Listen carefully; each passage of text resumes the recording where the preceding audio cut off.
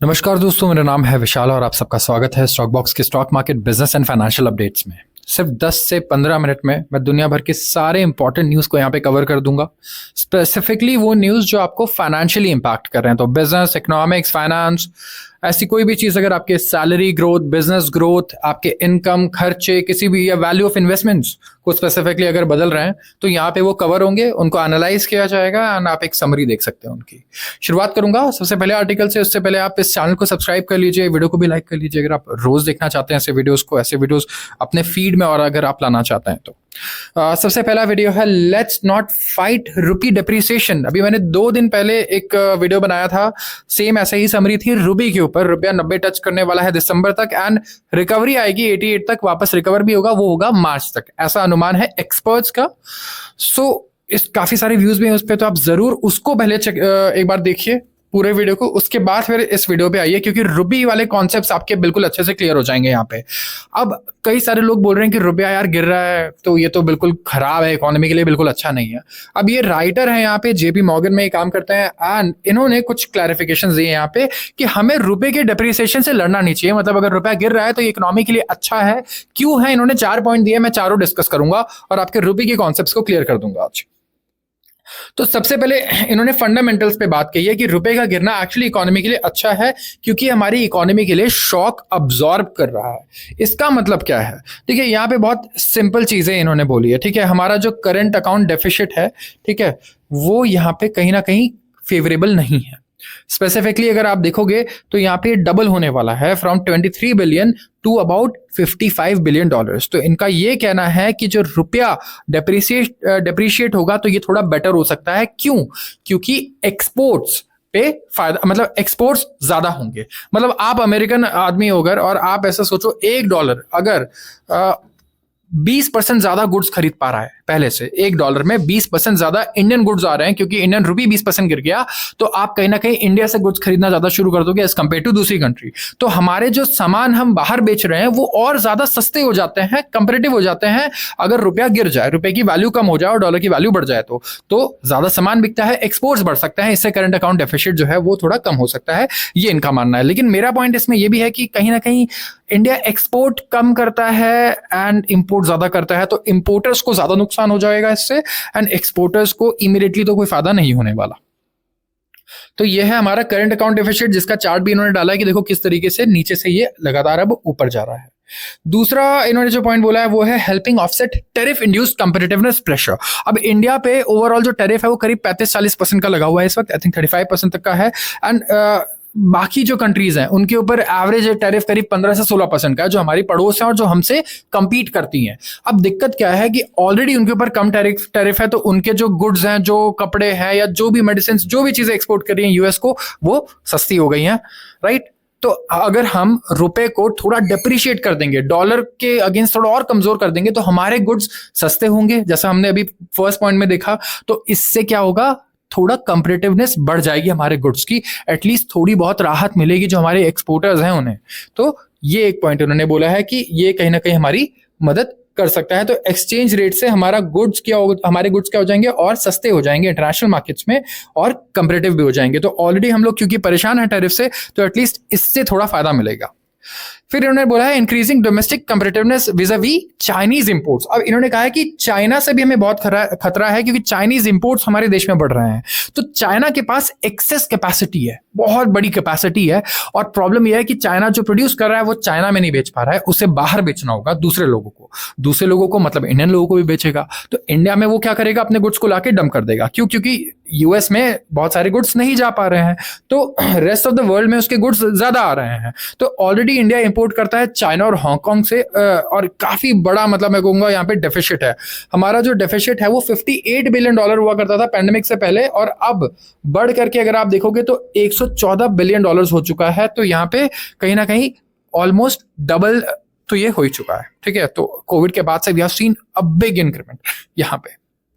तो अगर आप देखोगे, एडजस्ट करोगे आप इस चीज को, तो जो इंपोर्ट्स हैं चाइना से वो लगातार बढ़ रहे हैं, और इससे हुआ क्या कि चाइना इंक्रीजिंगली रीडायरेक्ट करेगा एक्सपोर्ट्स को from US to other parts of the world. तो कहीं ना कहीं ये इससे इंडिया को लॉस है यहाँ पे। तो यहाँ पे एक रीजन ये है कि जो रुपया है स्पेसिफिकली नॉमिनल टर्म्स में वो डिप्रिशिएट हुआ है 15% अगेंस्ट चाइनीज युआन, जो वहां की करेंसी है, पैंडेमिक से लेके अभी तक, because of Chinese deflation. China में क्या चल रहा है? डिफ्लेशन चल रहा है, मतलब कि चाइना में महंगाई दर नेगेटिव है लगातार, और जो रियल एक्सचेंज रेट है चाइना के अगेंस्ट वो हमारा बढ़ गया है 10% से। चाइना के अगेंस्ट अगर हमारा आप रियल एक्सचेंज रेट देखोगे तो वो 10% बढ़ा हुआ है due to deflation in China, जिसकी वजह से क्या होगा, जो चाइनीज इंपोर्ट्स हैं वो और सस्ते हो गए हैं और नहीं होने चाहिए ऐसे, क्योंकि इंडिया की करेंसी अगर चाइना के अगेंस्ट मजबूत होगी तो इंडिया आप देखो क्या होगा कि इंडियन लोगों का जो परचेजिंग पावर है वो और बढ़ जाएगा। वो Chinese goods, let's say China का करेंसी अगर 20% कम हो गया, कमजोर हो गया इंडिया की करेंसी से,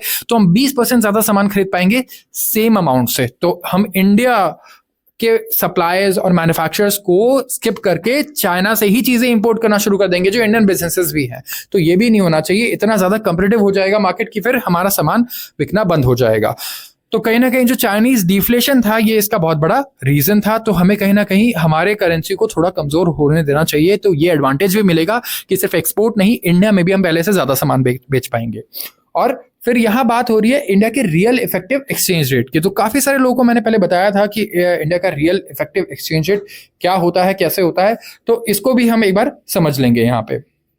तो इंडिया का जो रियल इफेक्टिव एक्सचेंज रेट है, आप ऐसे समझो कि इंडिया की currency against a basket of currency, जैसे कि यूएस का हमारे पास डॉलर हो गया, यूरो हो गया, युआन हो गया और येन हो गया, जापानीज येन, एंड युआन हो गया चाइनीज। तो इस बास्केट के अगेंस्ट अगर आप देखोगे तो कैसा परफॉर्म कर रहा है इंडिया का जो रुपी है, हम इसे मेजर करते हैं और देखते हैं कि हमारा रियल इफेक्टिव एक्सचेंज रेट इस बेसिस पे क्या है। और रियल इफेक्टिव एक्सचेंज रेट अगर आप देखोगे तो ये हमारा ग्राफ है, इस टाइम पे ड्रॉप होकर 97 पे आया हुआ है। तो आपने डॉलर इंडेक्स के बारे में सुना होगा, जिसे हम लोग बोलते हैं DXY, जहां डॉलर को अगेंस्ट 6 कंट्रीज का जो बास्केट्स है उसके अगेंस्ट हम लोग यहाँ पे कहीं ना कहीं बेंचमार्क करते हैं।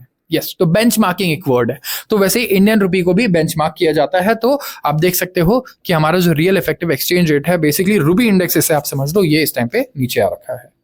तो contributing to an easing of financial conditions when inflation is benign। अब होगा क्या अगर इस टाइम पे, ठीक है, रुपया कमजोर हो गया तो इंडिया में महंगाई दर बढ़ जाएगी, क्योंकि जितनी भी चीजें हम बाहर से इंपोर्ट करते हैं, चाहे वो पाम ऑयल है, चाहे वो क्रूड ऑयल है, ये सारी चीजें एक्सपेंसिव होंगी, राइट। रॉ मटेरियल्स महंगे होंगे तो सामान भी महंगा होगा। लेकिन राइटर का ये कहना है कि देखो महंगाई दर ऑलरेडी बहुत नीचे है। अनुमान तो यह है कि अगले मंथ जो डेटा आने वाला है उसमें महंगाई दर नेगेटिव भी जा सकती है। तो ये बहुत सही टाइम है कि अब थोड़ा सा महंगाई दर बढ़ भी जाए तो हमें कोई फर्क नहीं पड़ेगा 1% से या 1.5% से। आप रुपये को कमजोर होने दो, महंगाई दर बढ़ती है तो आप उसे बढ़ने दो, कोई दिक्कत नहीं है। ऑलरेडी बहुत लो पे है तो हमारे पास कहीं ना कहीं काफी सारा स्पेस है। तो ये पॉइंट रखे हैं 4 राइटर ने। तो इसीलिए इनका कहना है कि ये मिसकंसेप्शन है कि रुपया अगर गिर रहा है तो हमारी इकोनॉमी कमजोर हो रही है, बल्कि एक नेचुरल फिनोमिनन है कि रुपया जो है वो गिरेगा तो हमारा एक्सपोर्ट और ज्यादा कंपेटिटिव होगा, और इवेंचुअली हम यही चाहेंगे कि हमारे एक्सपोर्ट्स कंपेटिटिव हो, हमारे गुड्स इंडिया में भी बीट कर पाए चाइना को, और इंडिया से बाहर भी चाइनीज और दूसरी कंट्रीज को बीट कर पाए in terms of price, not only in terms of value. और कई प्राइस हमारी करेंसी अगर डिप्रिशिएट होती है चाइना के अगेंस्ट भी, तो इसका मतलब एक तरीके से हमने चाइना पे टैरिफ लगा दिया है। अगर 10% हम कमजोर होते हैं तो समझो कि 10% चाइनीज गुड्स यहाँ महंगे हो जाएंगे और 10% का टैरिफ लग जाएगा। 10% रुपया और कमजोर होता है डॉलर के अगेंस्ट, तो जो 10% टैरिफ बढ़ा है समझो कि वो खत्म हो जाएगा, क्योंकि गुड्स हमारे 10% सस्ते हो जाएंगे अमेरिकन के लिए। तो आप इसे टैरिफ के सेंस में भी समझ सकते हो। तो अब आते हैं हम अगले आर्टिकल पे, और यह है गोल्ड के बारे में। गोल्ड अगर आप देखोगे तो हाईएस्ट पॉइंट पे चला गया है इन 1 वीक, इस हफ्ते के, ना कि लाइफ हाई पे, और ये हुआ है फेड के डॉविश पॉलिसी स्टैंड की वजह से।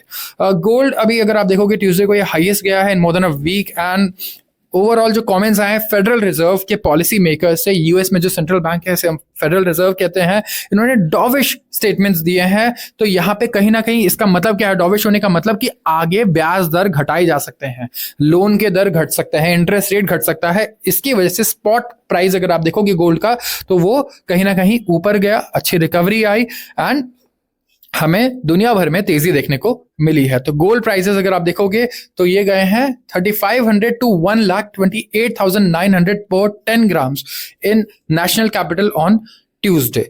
एंड सिल्वर प्राइसेस भी अगर आप देखोगे तो यहाँ पे बाइंग इंटरेस्ट आ रहा है 1,60,800 पर किलोग्राम, हमें यहाँ पे सिल्वर का प्राइस भी देखने को मिल रहा है। तो गोल्ड और सिल्वर के जो इन्वेस्टर्स होंगे वो काफी खुश होंगे अभी भी, मुझे लगता है, प्राइसेस देख करके।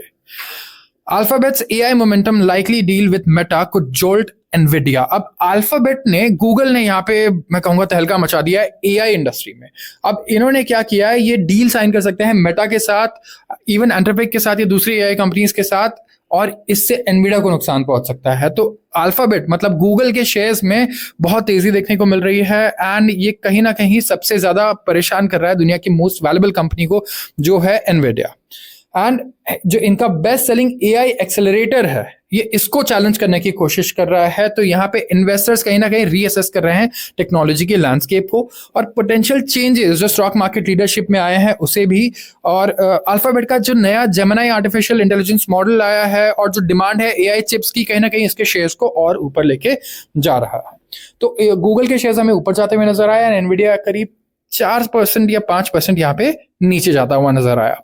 तो मेटा डिस्कस कर रहा है कि वो कहीं ना कहीं गूगल के चिप्स को यूज करना चाहते हैं, जो टेंसर प्रोसेसिंग यूनिट्स हैं, टीपीयूज हैं। अगर आपने चिप्स के बारे में रिसर्च की है, जीपीयूज के बारे में रिसर्च किया है, तो इसमें टेंसर प्रोसेसिंग यूनिट्स होते हैं और काफी अच्छा इस्तेमाल होता है इनका डेटा सेंटर्स में, right. So data centres is a big business for Google. तो यहाँ पे वो चाहता है कि गूगल अपने लिए बना रहा था इसे अपने डेटा सेंटर्स के लिए, बट अब कहीं ना कहीं ये शेयर करना चाहता है और सेल करना चाहता है दूसरे प्लेटफॉर्म्स को भी, इंक्लूडिंग मेटा। तो एनवीडिया एक्सपेक्टेड है कि वो फिनोमिनल ग्रोथ करने वाला है। इनका कहना है कि बहुत नेचुरल है कि मार्केट जो है यहाँ पे और ज्यादा कॉम्पिटिटिव होगा, विच इज वेरी नॉर्मल। जब मार्केट में अच्छे मार्जिन हो, अच्छे डिमांड हो किसी प्रोडक्ट की, तो दूसरी कंपनीज भी बनाएंगी।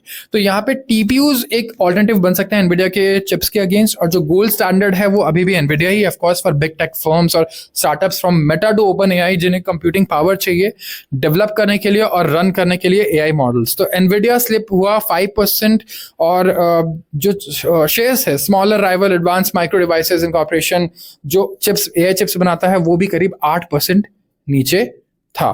तो छोटे से डेवलपमेंट से काफी बड़ा तहलका मच जाता है अगर आप देखोगे एआई इंडस्ट्री में। तो ये था एआई इंडस्ट्री। अब बात करूंगा इंडिया के ऑटोमोबाइल इंडस्ट्री को, क्योंकि यहां पे भी बहुत, मैं कहूंगा, इंटरेस्टिंग सिचुएशन है इस टाइम पे। अब बात चल रही है कैफे नॉर्म्स की। तो कैफे नॉर्म्स में बेसिकली ये डिसाइड होना था कि पर किलोमीटर आपकी गाड़ी कितना CO2 कार्बन डाइऑक्साइड एमिट करती है, पॉल्यूशन क्रिएट करती है, पर किलोमीटर कितने ग्राम, उस बेसिस पे डिसाइड कुछ रिलीफ दिया जाना था ऐसी गाड़ियों को जिनका वजन कम है, ठीक है। तो यहां पे स्पेशल रिलीफ देने की बात चल रही थी छोटी पेट्रोल गाड़ियों को जिनका वजन 909 किलो से कम है अपकमिंग कैफे 3 एमिशन नॉर्म्स में। और ये इनका कहना है कि बहुत ज्यादा डिसप्रोपोर्शनेटली बेनिफिट कर देगा एक सिंगल मैन्युफैक्चरर को जिसका नाम है मारुति, और ये डिस्टॉर्ट करेगा मार्केट कंपटीशन को और ये रन करेगा contrary to the principle of level playing field. ये कहना है JSW MG मोटर का। Union power minister Manohar Lal Khattar को इन्होंने एक लेटर में कहा है, क्योंकि इंडिया टारगेट कर रहा है कि एवरेज हाईवे स्पीड को 47 किलोमीटर पर आवर से बढ़ा करके 85 किलोमीटर पर आवर किया जाए बाई 2032। तो जो स्ट्रक्चरली स्ट्रॉन्गर व्हीकल्स हैं वो बहुत क्रिटिकल हैं। अगर आप चाहते हो कि हमारी हाईवे पे चलने की स्पीड जो अभी 47 किलोमीटर पर आवर है बढ़ के 84 हो जाए, तो आपको बहुत स्ट्रक्चरली स्ट्रॉन्ग गाड़ियां बनानी पड़ेंगी, राइट। तो JSW का ये कहना है कि मोर देन 1,68,000 रोड फैटालिटीज होती हैं एनुअली, और 70% जो होती है वो हाई स्पीड की होती हैं। तो जितने भी मॉडल्स हैं जो रेटेड हैं एनकैप में, भारत एनकैप में, वो एक्सीड करते हैं 909 किलोग्राम, जो इंडिकेट करता है कि लाइटर व्हीकल्स जो हैं वो सेफ्टी के थ्रेशोल्ड नहीं क्रॉस कर पाएंगे, जो सेफ्टी वाले नॉर्म्स है। तो अगर आपको सेफ गाड़ी चाहिए तो आपको 900,000 किलो से ऊपर की गाड़ी बनानी पड़ेगी, और अगर आप उससे कम की बना रहे हो तो फिर वो बहुत अनसेफ होगी। अगर आप चाहते हो कि गाड़ी हाई स्पीड लेन्स में चल पाए, एक्सप्रेसवे पे चल पाए और तब भी सेफ रहे। तो जो रिलैक्सेशन अगर आप दे दोगे तो कंपनीज क्या करेंगी, 909 किलो के अंदर ही रखेंगी अपनी गाड़ी का वेट। उसके लिए सेफ्टी फीचर्स कॉम्प्रोमाइज होंगे, गाड़ी का स्ट्रक्चर भी कॉम्प्रोमाइज होगा, एंड हल्का मेटल वगैरह भी यूज किया इस पे जा सकता है। तो ये बहुत ही नाइंसाफी होगी दूसरी कंपनीज के लिए जो सेफ गाड़ियां बना रही हैं, जो अच्छी गाड़ियां बना रही हैं। तो यहाँ पे इन्होंने रिस्पॉन्ड नहीं किया है, लेकिन ये लेटर इन्होंने भेजा है हमारे पावर मिनिस्टर को। तो कैफे नॉर्म्स जो है ये एक साइंटिफिक रिक्वायरमेंट है, कई लोगों को शायद पता होगा इसके बारे में, ग्लोबल नॉर्म है। China, US, south Korea, Japan, सबके पास कुछ ना कुछ प्रोटेक्शन है और ये नेशनल इंटरेस्ट में होता है। इवन यूरोप का भी एक रिलैक्सेशन है स्मॉलर कार्स के लिए, एंड जो हैवी कार्स हैं, बड़ी कार्स हैं, एसयूवी, भारी इंजन है, बड़ी कार्स हैं, उनके ऊपर ज्यादा टाइटर नॉर्म्स होते हैं। तो कैफे का फुल फॉर्म होता है corporate average fuel efficiency framework. ये कार्बन डाइऑक्साइड एमिशन बताता है, टारगेट सेट करता है, जिसे ग्राम्स पर किलोमीटर में हम लोग मेजर करते हैं।